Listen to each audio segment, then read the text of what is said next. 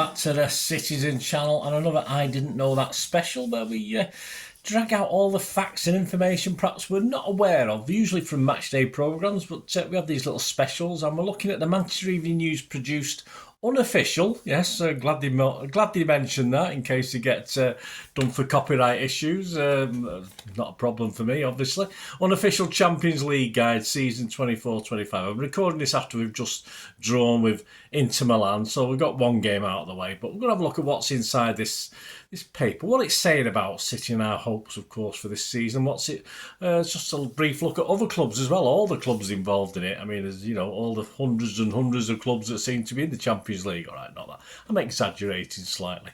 But we'll have a look at what we didn't know about this season's Manchester Evening News special Man City Euro Mission Guide, they call it. Yes, did they do one for United? Probably, yeah, but it's not obviously for the big one, is it?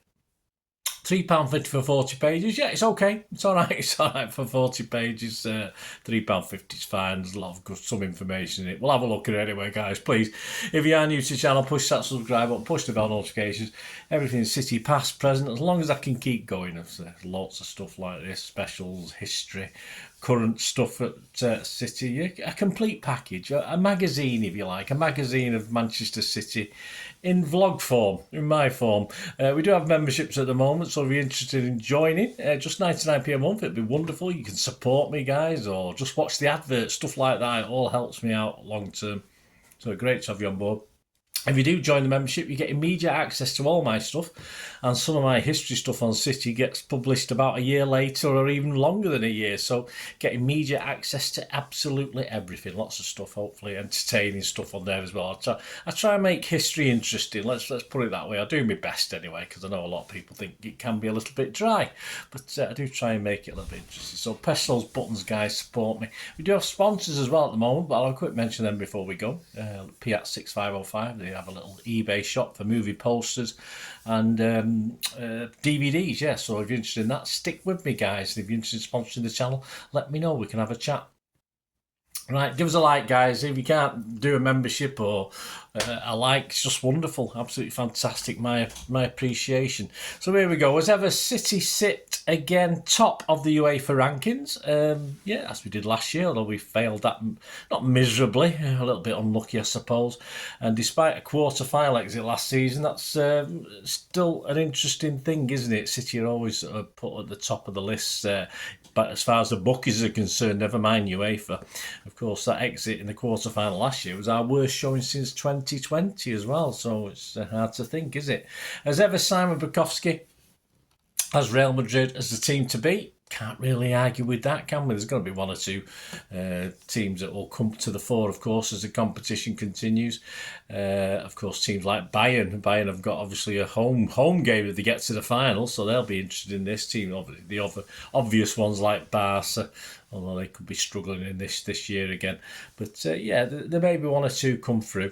And even the team we've just played, Inter Milan, why not? Certainly top 8, so you never know. The Alliance Arena would be a fitting place to City, of course, to get their hands on the trophy again, especially with Pep's links. And as at this point in time, it's still Pep's last season.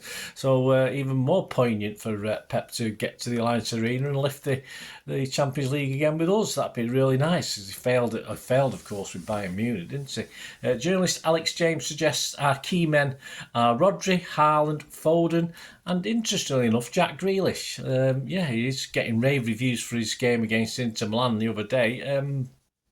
But I'll put a little question mark against that. I'm not overly convinced, but Pep will obviously turn to him in certain circumstances.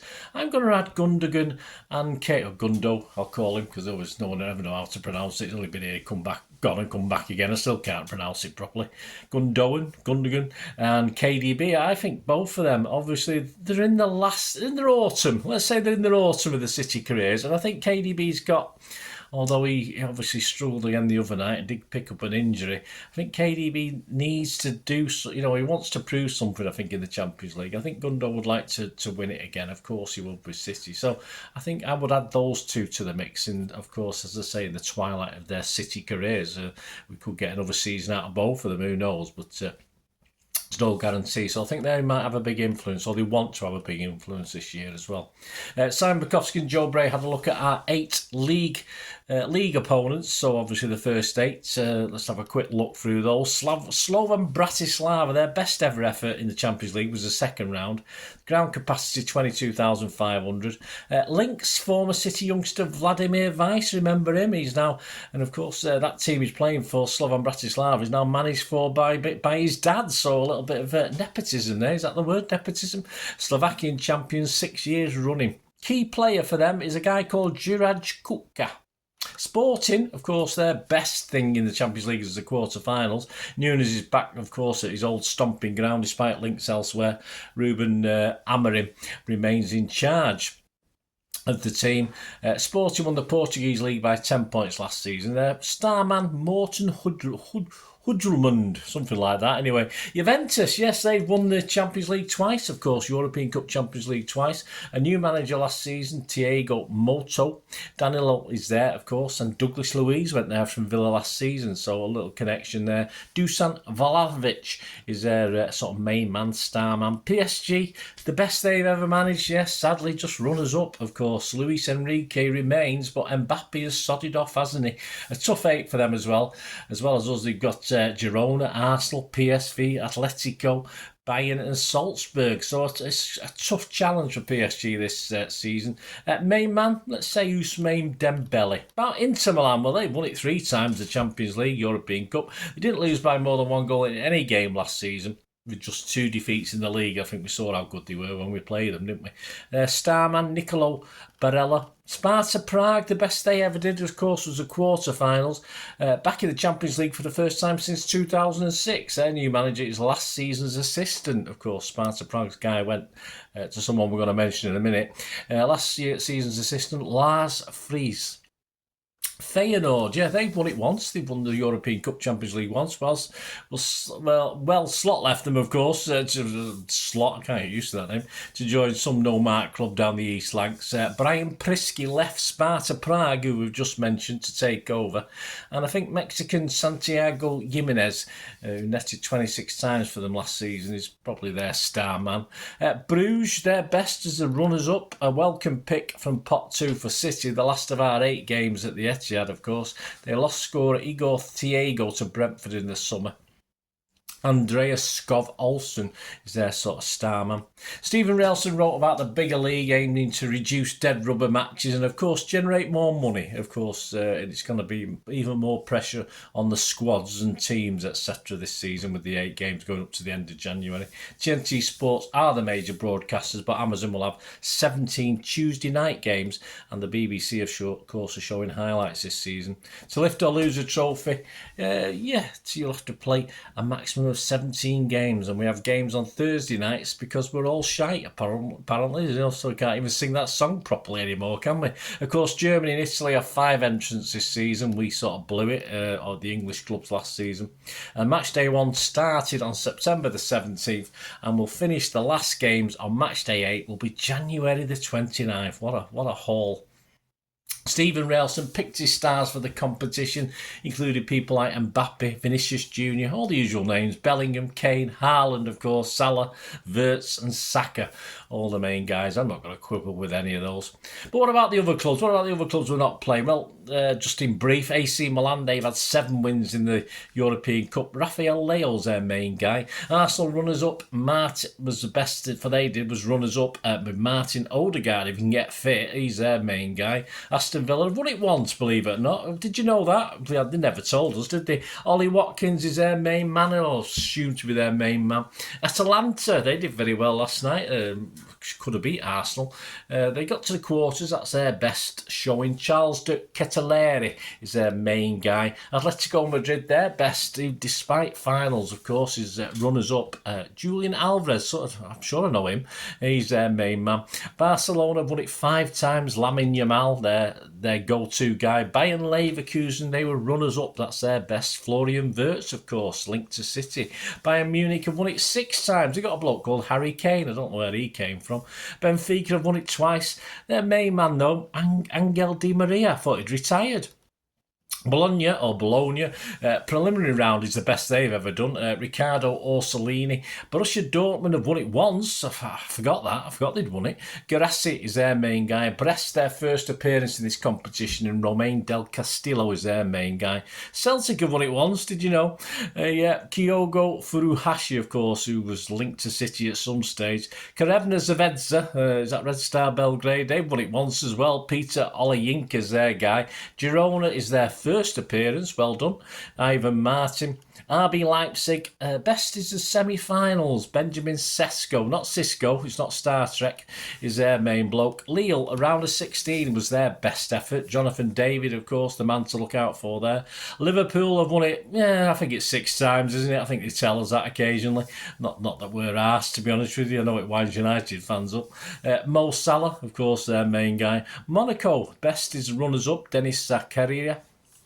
PSV have won it once. Luke de Jong, their guy. Real Madrid 15 times. How many of those have they cheated themselves to? Probably. Jude Bellingham, of course, is classed as their main bloke. RB Salzburg.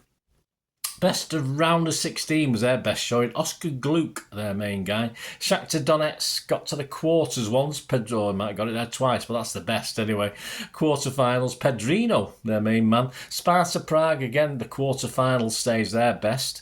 Albion Rahamani, that's it. Sturm Graz, second group stage they got to. Of course, we had different formats over the years, haven't we?